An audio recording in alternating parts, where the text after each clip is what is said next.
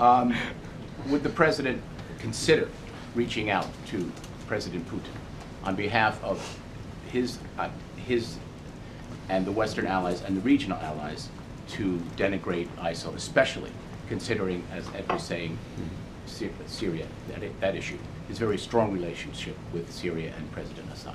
Yeah. Well, I'll say a couple things about that. The first is the President is looking forward to the meeting that he's having with President Poroshenko here at the White House later this week. And that will be an opportunity for him to discuss the latest as it relates to their efforts to lock down the ceasefire, get both sides to agree to it.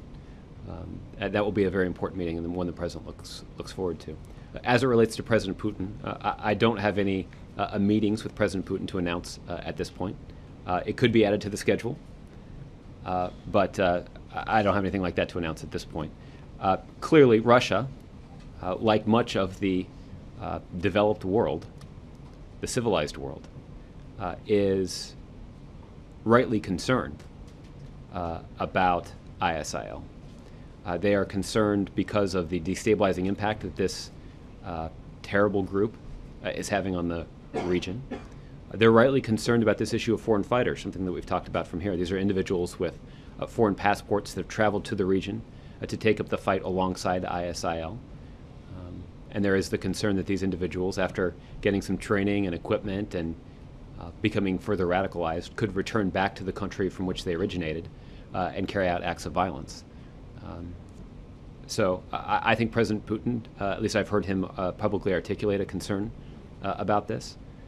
And in the same way that we have sought to try to work constructively with the Russians where possible, where our interests align, notwithstanding our differences, I would anticipate that there may be an opportunity for us to find a constructive way to work with the Russians on this too.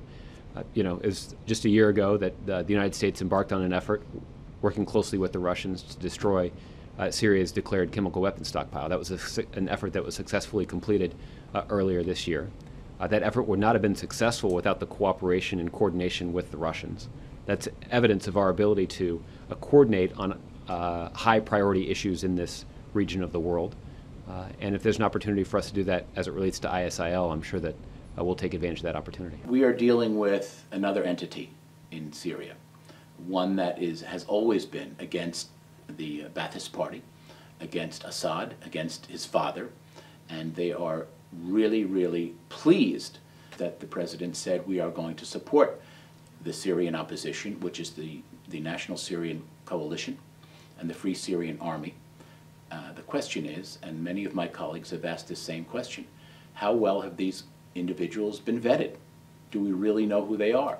Are they going to take off with our weaponry? Are they going to, you know, go with ISIL? Are they going to? Are the weapons going to end up in Assad's backyard? We don't know. And sometimes it's the knowns are better than the unknowns.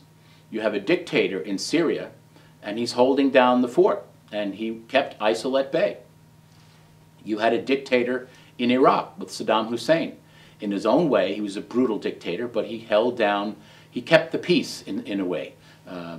It's hard to believe that, but when Saddam went, the whole country broke down into all sorts of different factions. This happened in Yugoslavia.